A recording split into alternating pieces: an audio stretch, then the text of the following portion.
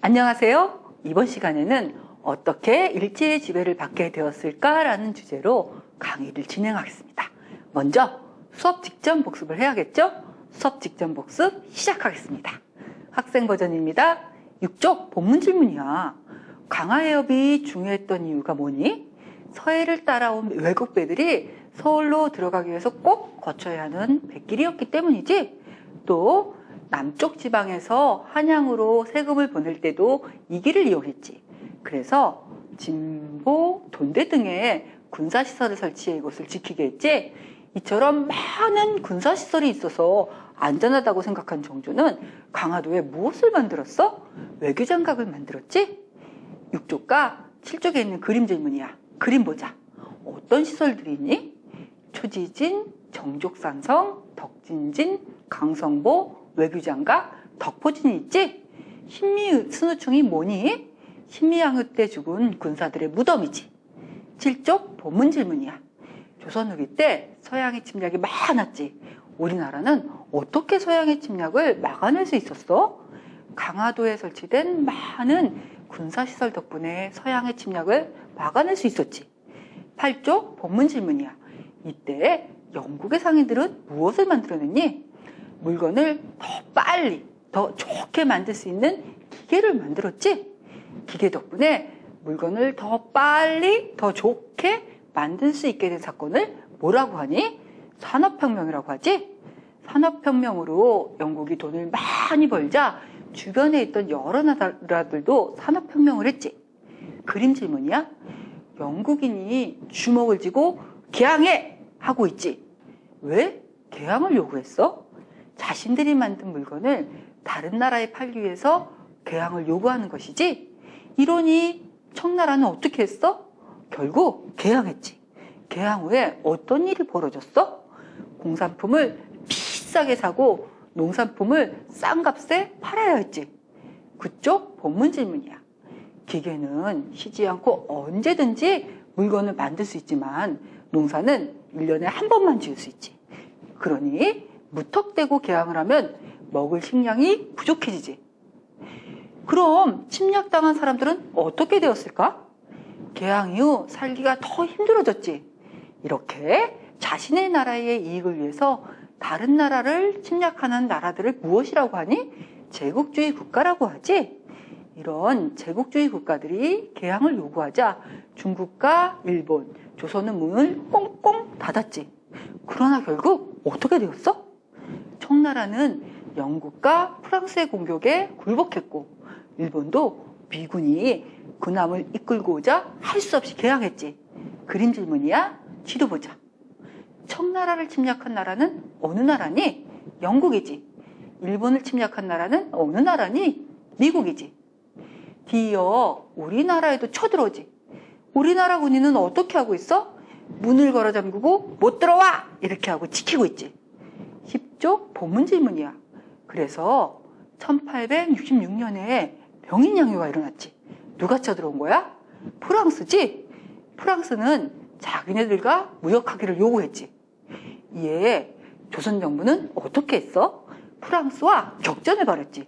결국 프랑스는 어떻게 됐어? 정족산성에서 양원수 장군이 이끌던 조선군에 크게 패하고 물러나게 됐지. 그림 질문이야. 위에 있는 그림 보자. 프랑스군은 조선을 정복하지 못하고 돌아가면서 조선에 있던 서적과 은등을 마구 파괴하고 약탈해 갔지. 아래 그림 보자. 미국이 신미양요를 일으켰지. 미국에 맞서 누가 용감하게 싸웠어? 오재현 장군이지. 미국은 이 전쟁에서 어떻게 되었어? 승리하긴 했지만 결국 뜻을 이루지 못하고 물러났지. 미국은 왜 뜻을 이루지 못하고 물러나야 했어? 조선군이 끝까지 강력하게 저항했기 때문이지. 11쪽 본문 질문이야. 개항 후 일본은 어떻게 했어? 곧바로 서양의 기술과 제도를 배워 빠르게 발전했지. 이렇게 발전한 일본은 서양의 제국주의 국가처럼 자신들의 물건을 조선에 팔고 싶어 했지. 그래서 어떻게 했어? 미국이 일본에 했던 것처럼 조선에 은효를 이끌고 와 대포를 빵빵 쏘며 위협을 하고 개항을 요구했지. 그림 보자. 일본이 조선에 와서 개항을 요구하며 위협하고 있지. 저렇게 위협하니 결국 조선은 어떻게 해야 했어? 강화도 조약을 맺고 나라의 문을 열 수밖에 없었지. 다시 본문 보자. 강화도 조약은 어떤 조약이야? 우리나라가 다른 나라에 맺은 최초의 근대식 조약이자 불평등 조약이지. 왜 불평등 조약이라고 해? 일본에게만 유리하고 우리나라에게는 불리한 조약이었기 때문이지. 강화도 조약은 어떤 내용이었어? 첫 번째, 관세를 받지 않기로 했지. 일본이 조선에 파는 물건에 관세를 물리지 않으면 우리 상인들의 삶이 어려워지지. 12조 본문 질문이야. 또 어떤 내용이 들어있었어? 치해법권이 있었지. 치해법권이 뭐니? 일본인이 조선에서 잘못을 저질러도 조선의 법으로 처벌할 수 없게 한 것이지. 그리고 부산, 원산, 제물포 이 세 항구를 개항하기로 하고 개항한 항구 근처에 일본인이 살 수 있도록 하는 내용도 있었지. 개항 후 일본은 어떻게 했어? 공산품을 팔아 많은 이득을 보면서 조선에서는 쌀과 콩 등의 곡식을 많이 가져갔지. 그러니 조선은 어떻게 되었어? 곡식값이 많이 올라 백성들의 생활이 상당히 어려워졌지. 그림 보자. 개항 초기 일본인은 어느 지역에서만 무역을 할 수 있었어? 항구에서 백리, 경계선 안에서만 무역을 할 수 있었지. 그런데 1880년 이후에는 어떻게 되었어? 일본 상인이 항구에서 백리 떨어진 곳 바깥까지 와서 직접 무역을 하지. 이로 인해 어떤 일이 벌어졌어? 조선 상인은 밥을 굶을 정도로 생활이 어려워졌지. 13조 본문 질문이야. 강화도 조약 이후 일본이 조선에서 주로 사갔던 것은 곡식이었지. 그러니 일반 농민들의 삶은 어땠어? 끼니조차 해결하기 어려웠지. 그림 보자. 동학 농민운동은 왜 일어났어? 먹고 살기도 힘든데 관리들의 행포가 심해져서 더 이상 견딜 수 없었던 농민들이 일으킨 것이지. 그러나 동학 농민운동은 실패했지. 왜 실패했어?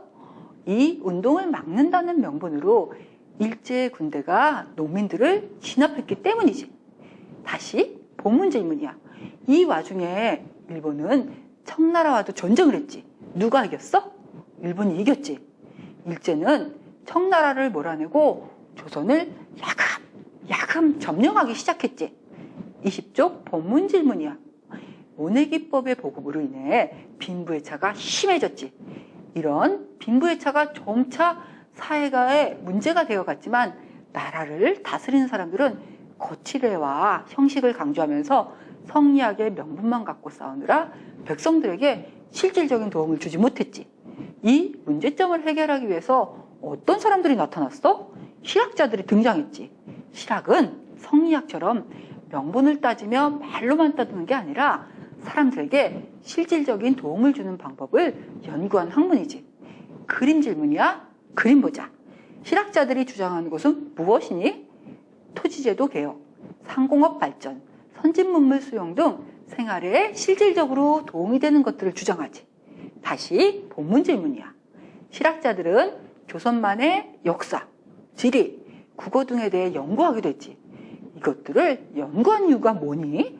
중국 중심의 성리학적인 세계관에서 벗어나 우리 역사, 지리, 국어를 연구하고자 한 것이지. 그러나 실학은 국가의 정책에 제대로 반영되지 못했지. 이유가 무엇이야? 권력을 가지지 못한 학자들이 연구한 것이니 잘 받아들여지지 않은 것이지. 21조 그림 질문이야. 혼일강리 역대국도 지도 보자. 이 지도를 보니 무엇을 알 수 있어? 조선 전기에는 중국이 세상의 중심이라고 생각했다는 것을 알 수 있지. 아래 대동여 지도는 어떤 점이 달라졌다는 것을 알 수 있어? 중국 중심의 세계관에서 벗어나 우리나라를 제대로 보기 시작했다는 것을 알 수 있지. 이렇게 생각이 달라진 것은 실학의 영향 때문이지. 대동여지도 보면 산의 크기나 높이에 따라 어떻게 그렸어? 산줄기의 긋기를 다르게 그려놓았지.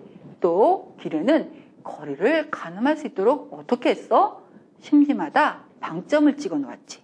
또 사람들이 알아보기 쉽도록 기호를 넣어서 지도를 그렸지?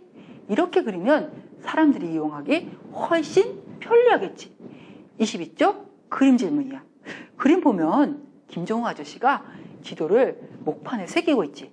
지도를 목판에 새기면 어떤 점이 좋니? 계속해서 지도를 찍어낼 수 있기 때문에 많은 사람들이 사용할 수 있지. 목판으로 찍은 지도를 모두 이어붙이면 너무 커서 벽에 걸어두거나 들고 다닐 수 없었지. 그래서 어떻게 만들었어? 22권의 책으로 만들었지. 이렇게 지도를 나누어 놓으면 어떤 점이 좋아? 필요한 부분만 골라 들고 다니면서 쉽게 볼 수 있으니 이용하기가 편리했겠지. 김정우 아저씨는 지도를 왜 이렇게 만들었어? 누구나 쉽게 이용할 수 있도록 하기 위해서지. 사람들에게 도움을 주려는 김정우 아저씨의 마음이 느껴지니? 이렇게 수업 직전 복습을 해주면 배웠던 내용을 다시 떠올릴 수 있어서 좋겠죠.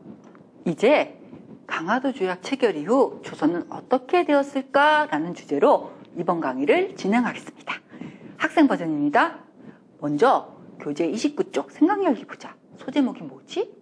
어떻게 일제의 지배를 받게 되었을까지? 첫 번째 발문이야. 일제강점기란 어떤 시대인가요? 일제란 무슨 뜻일까? 일제강점기란 어떤 시대를 말하는 걸까? 두 번째 발문이야. 우리나라는 왜 일제의 식민지가 됐을까요? 식민지가 뭘까? 우리나라는 왜 일제의 식민지가 되었을까? 일제는 왜 우리나라를 식민지로 삼았을까? 세 번째 발문이야. 일제는 우리나라를 식민지를 삼고 우리나라 사람들을 어떻게 대했을까요? 일제는 우리나라 사람들을 어떻게 대했을까? 우리나라 사람들은 일제 치하에서 어떻게 살았을까? 어떤 마음이었을까? 발문에 대해 살펴봤으니 이제 연대해 볼까?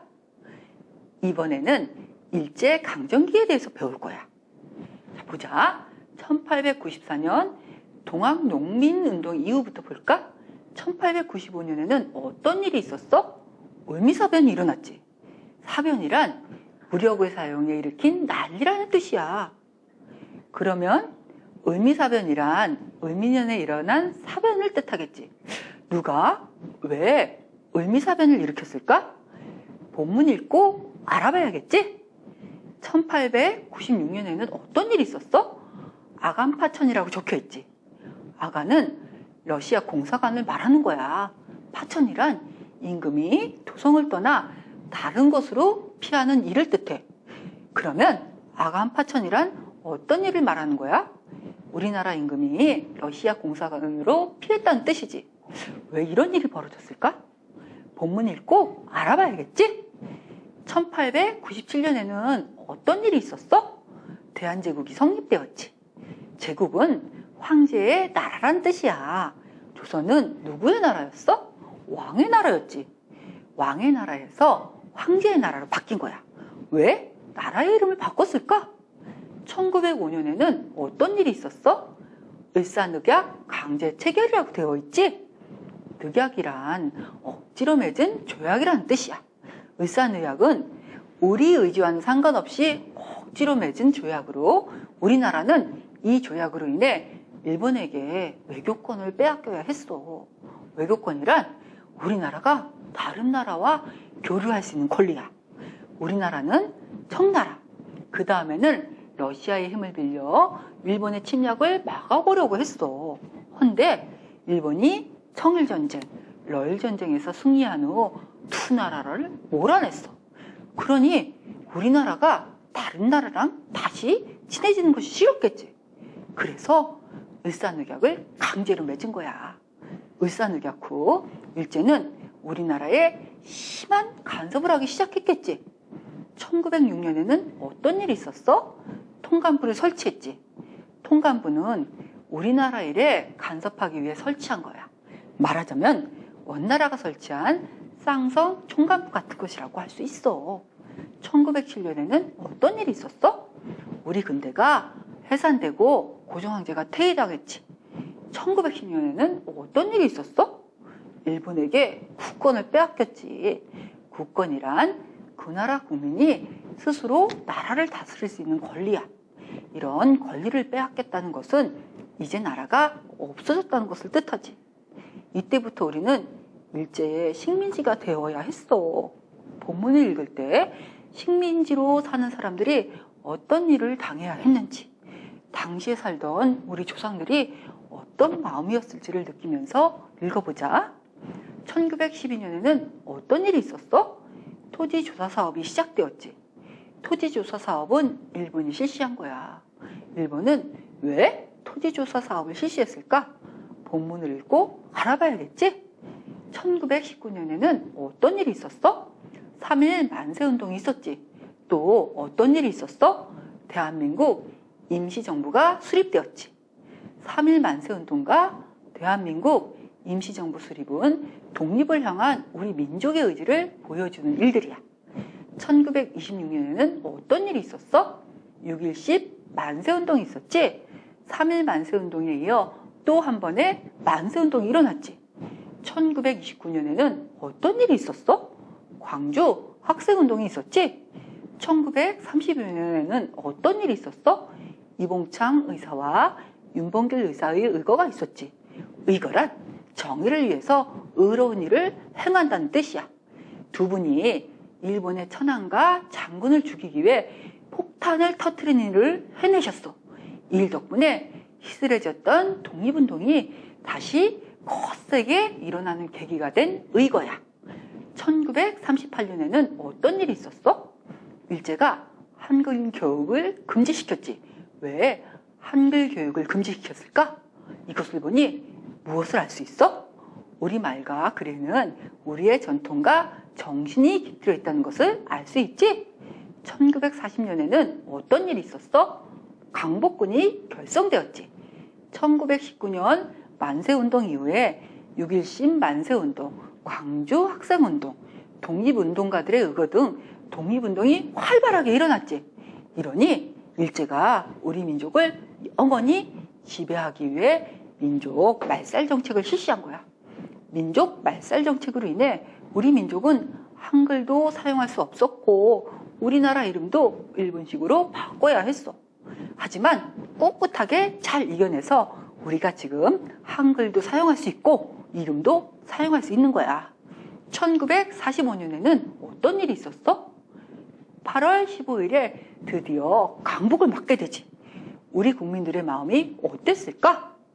이번에는 이것들에 대해서 배울 테니까 본문을 읽어보자.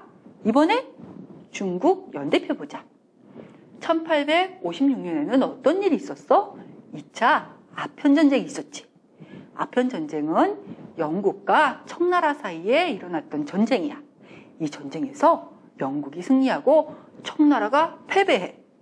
이때 맺은 조약이 난징조약이야.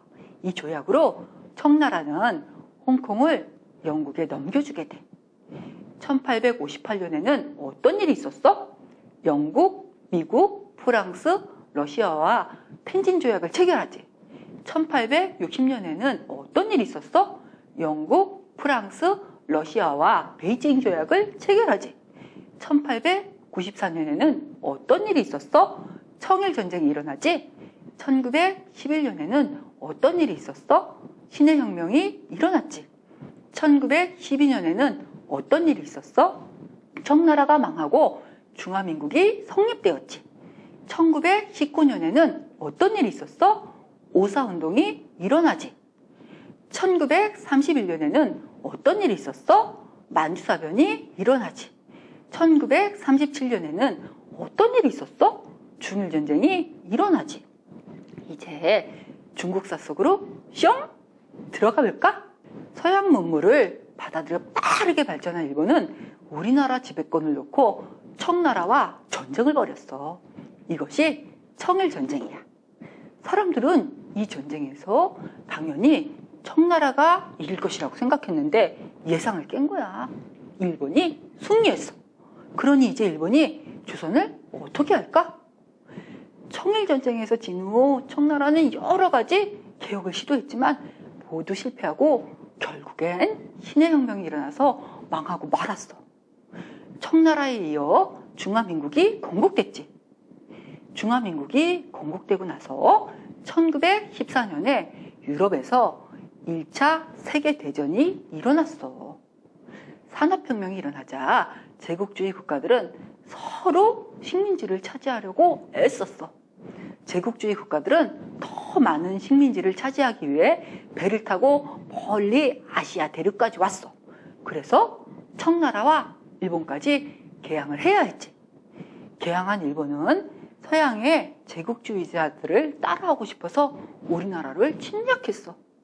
이처럼 뒤늦게 산업혁명을 일으킨 일본까지 제국주의 대열에 합류했으니 딱 따먹기 싸움이 더 치열해졌겠지. 이렇게 서로 더 많은 식민지를 차지하려고 싸우다가 급기야 유럽의 열강들 사이에서 전쟁이 일어난 거야. 이것이 1차 세계대전이야.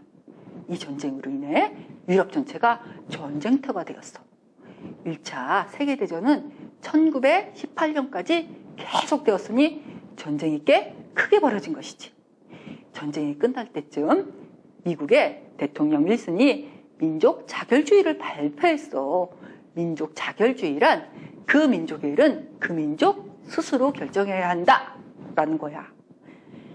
이것은 제국주의 국가가 자신이 지배하는 식민지를 마음대로 다스리고 있지만 이제는 이러한 행위를 멈추고 식민지의 일은 그곳에 사는 민족이 스스로 결정하게 하자라는 의미야. 말하자면 식민지를 독립시키자는 것이었어. 이러한 민족 자결주의는 우리나라와 같이 식민지 상태에 있었던 나라들에겐 아주 반가운 소식이었어. 그러나 윌슨의 민족 자결주의는 독일, 오스트리아 등 전쟁에서 패한 나라의 유럽 지역 식민지에만 적용되었어. 일본은 전쟁에서 승리한 연합국 편에 섰던 나라야. 그래서 일본이 지배하는 한국에는 민족 자결주의 원칙이 적용되지 않았어.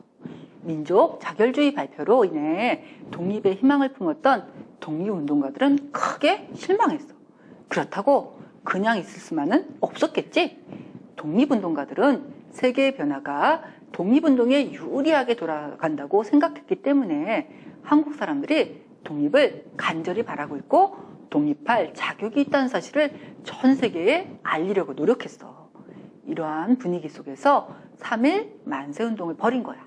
이처럼 민족 자결주의는 3.1 만세운동에 영향을 끼쳤기 때문에 중요하게 여겨. 우리나라에서 일어난 3.1 만세운동에 영향을 받아서 중국에서도 오사운동이 일어났어.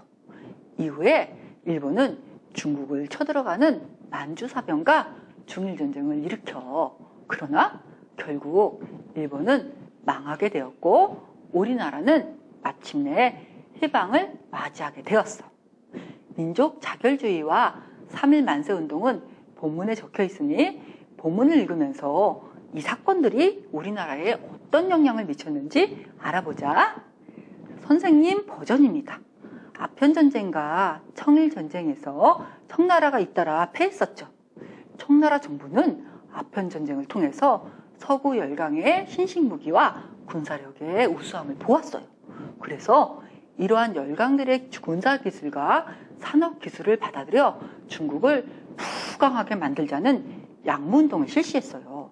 하지만 이 운동은 부패한 정치제도나 의식의 개혁은 하지 않고 열강들의 기술만 받아들이려고 했기 때문에 큰 효과를 보지 못했어요.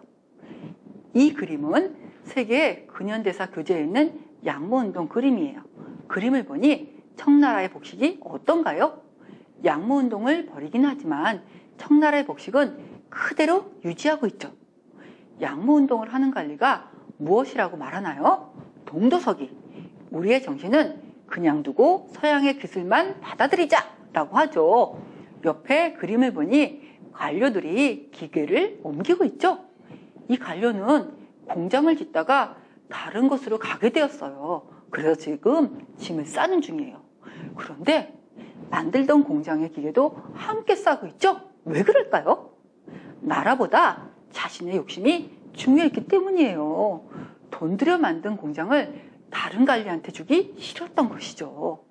이처럼 부패한 관료 때문에 청나라에 문제가 생긴 것이죠. 그런데 이런 것을 기억하지 않고 오로지 서양의 문물만 받아들이려고 한 운동이 양무운동이에요. 그러니 양무운동이 성공할 수 있었을까요? 이번에는 청일전쟁 그림 볼까요? 청나라와 일본의 군대는 어떤 차이가 있는 것 같아요? 일본은 대포의 성능도 좋고 군사훈련도 잘 된 것 같죠? 청나라는 어떤가요? 훈련도 제대로 되어 있지 않고 대포도 고장난 것을 가지고 있죠? 여기 발로 팡 차잖아요, 화가 나서. 서양의 문물과 신식 무기를 받아들이긴 했지만 부정부패를 일삼던 관료들이 가지고 있던 생각은 그대로였으니 이런 문제가 생긴 것이죠. 이처럼 기존의 정치제도와 의식을 그대로 가지고 있는 상태에서 청일전쟁이 벌어졌으니 결과가 어땠을까요? 결국 청일전쟁은 일본의 승리로 끝이 났죠. 청나라는 청일전쟁을 통해 양무운동이 실패한 운동임을 확인하게 된 것이죠. 청일전쟁에서 일본에게 진 것은 청나라에게 큰 충격이었지만 동시에 큰 자극이 되기도 했어요.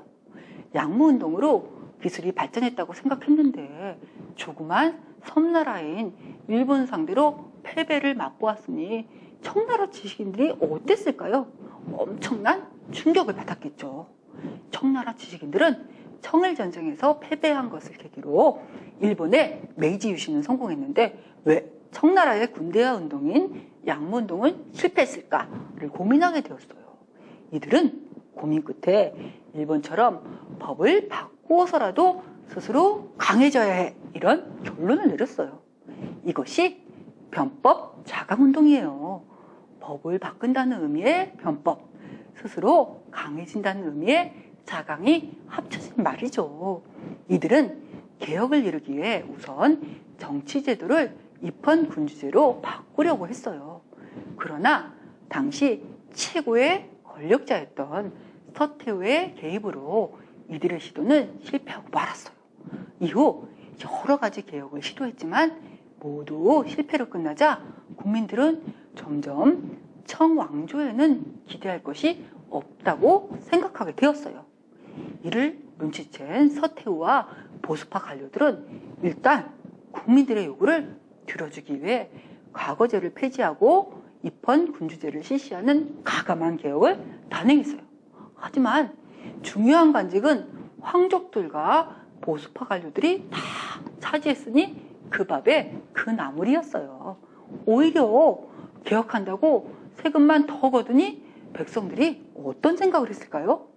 이제 국민들의 마음에는 청나라에 대해 더 이상 바랄 것이 아무것도 없다.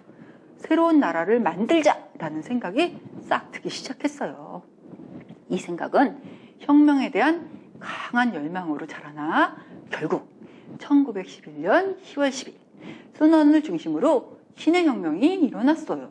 신해혁명으로 인해 중국 대부분의 지방이 청왕조로부터 독립을 하게 돼요. 그 후 1912년 1월 1일 순원을 임시 대총통으로 하여 중화민국이라는 새로운 공화국이 탄생하게 된 것이에요. 그리고 1914년에 유럽에서 1차 세계대전이 일어났어요. 이때 러시아와 싸웠던 독일, 이탈리아, 오스만 제국은 동맹국 편에 서서 전쟁에 참여하였고 프랑스와 영국, 러시아는 협상국 편으로 전쟁에 참여했어요.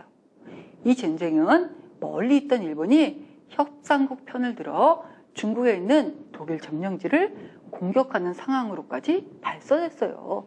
하지만 처음에 동맹국 편이었던 이탈리아가 협상국 편으로 돌아서는 바람에 독일은 서쪽으로는 프랑스와 영국, 동쪽으로는 러시아랑 싸워야 하는 상황에 처하게 되었어요. 1차 세계대전의 상황이 어땠는지 그림을 살펴볼까요? 그림을 보면 독일은 누구랑 싸우고 있나요? 동부전선에서는 러시아, 서부전선에서는 영국, 프랑스와 싸우고 있죠. 오스트리아는 누구와 싸우고 있나요? 세르비아를 상대로 고전 중이죠. 이탈리아는 뭐라고 말하고 있나요? 아무래도 협상국 편이 되는 것이 좋겠어 라고 하죠. 이탈리아는 원래 동맹국이었는데 전쟁이 시작되자 협상국 편으로 돌아섰어요. 영국은 뒤에서 어떻게 하고 있나요? 열심히 협상국 편을 지원하고 있죠. 이렇게 동맹국이 고전하는 상황에서 엎친 데 덮친 격으로 러시아에서 폭동이 일어났어요. 자국에서 폭동이 일어났으니 다른 나라와 전쟁을 치를 정신이 있었을까요? 그래서 러시아는 독일과 불가침 협정을 맺고 전쟁에서 빠져버렸어요.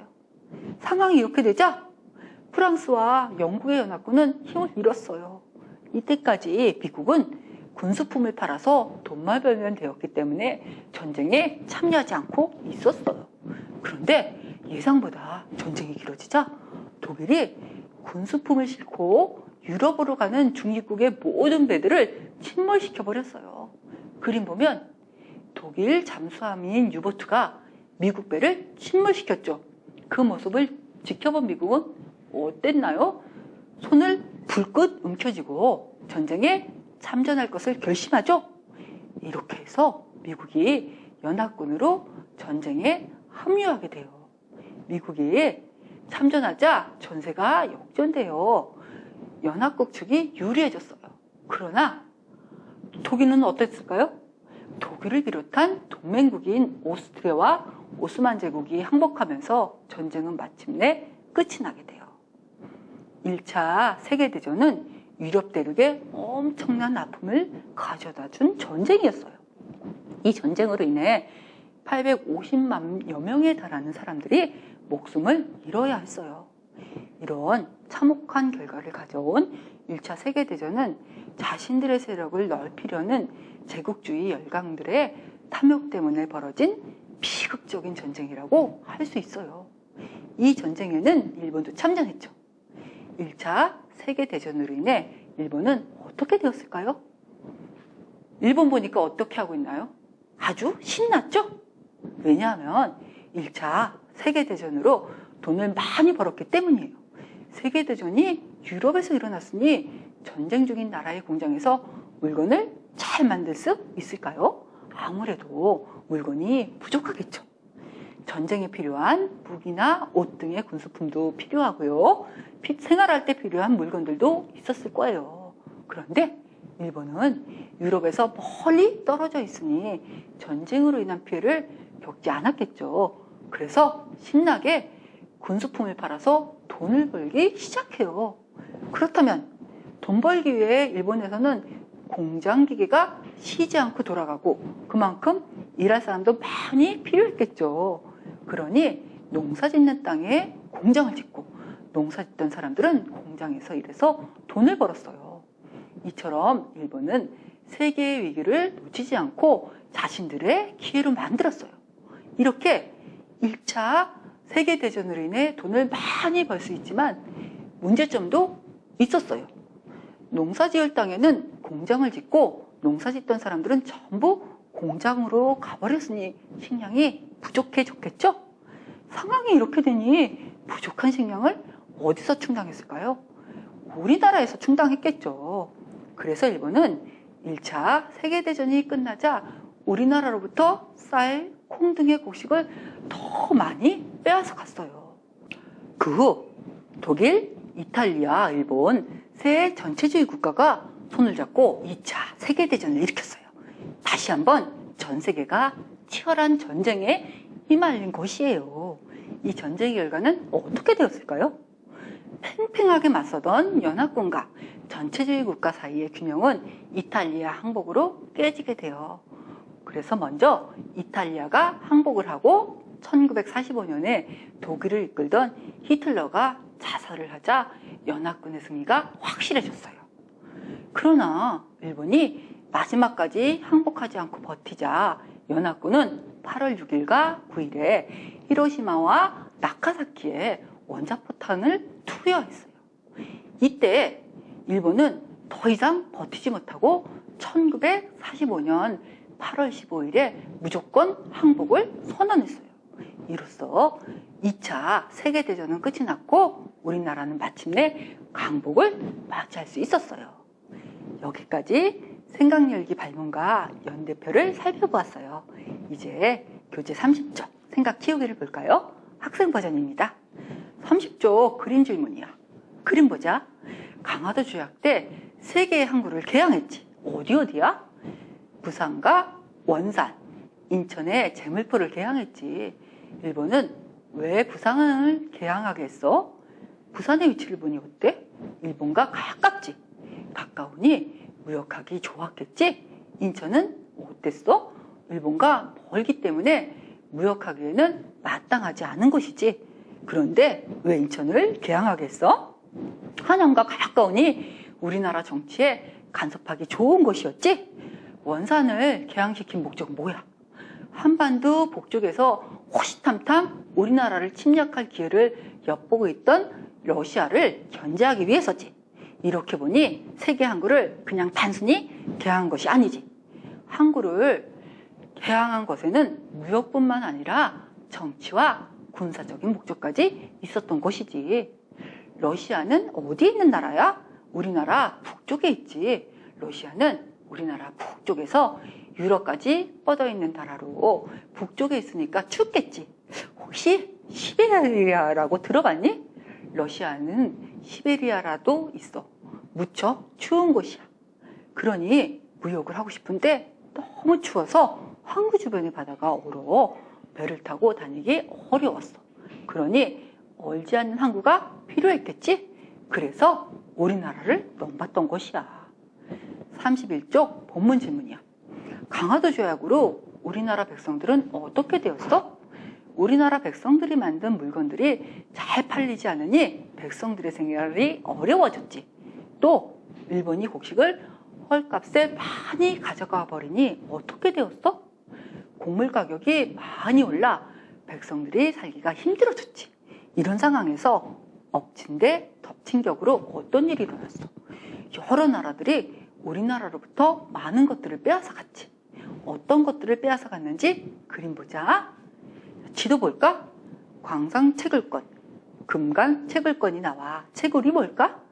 땅 속에서 지하자원을 캐간다는 말이야. 광산 채굴권은 석탄을 캐간다는 뜻이야. 금강 채굴권은 무엇을 캐가는 것일까? 금을 캐가는 거야. 지도 위에 금강 채굴하는 그림 보이지? 외국 사람 뒤에 금이 있지? 사람들이 다가오자 어떻게 해? 만지지 말라고 손을 가로줬지. 운산 강산에서 미국이 금을 채굴하더니 아주 많은 금을 채굴할 수 있었대. 그 소문을 듣고 사람들이 와글와글 모여들자 미국인들이 노 터치! 하고 외쳤어. 그래서 이때부터 노다지 금강이란 말이 나왔어. 그런데 우리나라 건데 왜 외국인이 못 만지게 해? 그 사람들이 우리나라 것을 빼앗아 갔기 때문이야. 억울하지? 이렇게 우리나라 땅에서 나는 금이나 철 등의 자원도 자기네들이 개발해서 가져갔어. 금이나 자원을 캘 때 일은 누가 했을까? 우리나라 백성들에게 시켰겠지. 우리 민족에게 일 시킨 만큼 돈을 잘 줬을까? 죽도록 일만 시키고 돈은 조금 줬어. 다시 지도 보자. 또 무엇을 가져갔어? 목재, 채벌권이라고 나와 있지? 그게 뭘까? 나무를 잘라간다는 말이야. 나무 잘라가는 그림 보자. 러시아 사람이 나무를 잘라가고 있지. 그 앞에 있는 사람들은 어떤 표정이야? 울상이지. 이 사람들은 산에서 화전을 하던 사람들이야. 화전이 뭘까? 산간지대에서 풀과 나무를 불살라버리고 그 자리에 농사를 짓는 거야. 그런데 오늘 갑자기 러시아 사람이 나타나서 우리 땅이야! 비켜! 이렇게 말하고 있어. 농사 지을 땅을 빼앗기고 쫓겨나게 돼서 이런 표정을 짓고 있는 거야. 그림 보니 러시아 사람이 우리나라 백성들을 내쫓고 우리나라 산에 있는 나무들도 자기네들이 막 가져가지. 나무를 가져가서 무엇을 만들까? 나무를 잘라서 성냥을 만들어. 그러면 성냥을 팔아서 돈을 벌 수 있을까? 그래, 나뭇가지로 성냥을 만들어서 우리나라에 다시 팔아. 우리나라 사람들은 돈을 조금 받고 일하고 살던 곳에서 쫓겨나고. 그러니 어떻게 살까? 무척 힘들겠지. 나라의 산업이 발전하려면 어떻게 해야 하지? 우선 자원이 필요해. 예를 들어 우리나라에서 나무를 잘라서 우리나라가 성냥을 만들어. 그럼 성냥을 팔아서 돈을 벌어. 그리고 그 돈으로 다시 또 다른 회사도 만들어서 또 돈을 벌면 나라의 산업이 발전하고 나라가 부강해지는 거야. 그러니 나라가 부강해지기 위해서는 스스로 자원을 개발하고 공장을 세워야 해. 그런데 다른 나라가 다 가져가고 있어. 그럼 어떻게 될까? 나라가 약해지고 가난해지겠지. 지도 보면 빨간 선이 있지. 이것은 무엇을 표시해 놓은 것일까? 철도지? 철도 부설권이라고 적혀 있지. 부설이 뭐야? 만든다는 소리야. 우리나라에 기차가 다닐 수 있도록 마음대로 철도를 만든 것이야. 기차를 왜 만들까? 기차의 중요성 아니? 철도가 있으면은 어떤 점이 좋나 보자. 다른 곳에서 캐낸 자원이나 나무를 부산까지 옮길 수 있어. 그런 다음 부산에서 일본으로 가져가는 거야. 일본에서 자원을 이용해 물건을 다시 만들어 다시 부산까지 오겠지. 이제 또 철도를 이용해서 만든 물건을 여러 지역으로 옮길 수 있어. 또 물건만 나르는 게 아니라 전쟁하려고 군인도 나르고 총도 나르고 군인들이 쓰는 군수품도 나를 수 있으니 일본한테 철도가 무척 필요했겠지. 그러니 일본은 우리나라에 철도를 만들어 주겠다고 하면서 철도에 관한 권리를 빼앗아 갔어. 그런데 철도를 만들려면 돈이 들지. 돈이 없으니 어떻게 쓸까? 우리나라에 억지로 돈을 빌려주고 그 돈으로 철도를 만들었어. 그러니 우리나라는 어떻게 됐을까? 일본에게 엄청난 빚을 져야 했어. 그 돈으로 만든 철도는 누가 이용했어? 우리한테 막대한 빚을 지게 하고는 그 돈으로는 철도를 자기네들이 이용했어. 그 철도가 얼마나 중요했으면 일본은 미국이나 프랑스로부터 철도를 빼앗아 가지기도 해. 웃기지? 철도뿐만 아니라 근대화 시켜준다고 하면서 여러 가지 시설도 억지로 돈을 빌려주고 만들게 했어. 일본에게 진빚이 많으면 우리나라는 어떨까? 빚 갚을 때까지 일본으로부터 간섭을 받겠지. 지도 봐. 아주 여러 군데에서 많이 빼앗아 갔지. 심지어 바닷속에 있는 어업권까지 침해했으니 사람들이 어떻게 살았을까?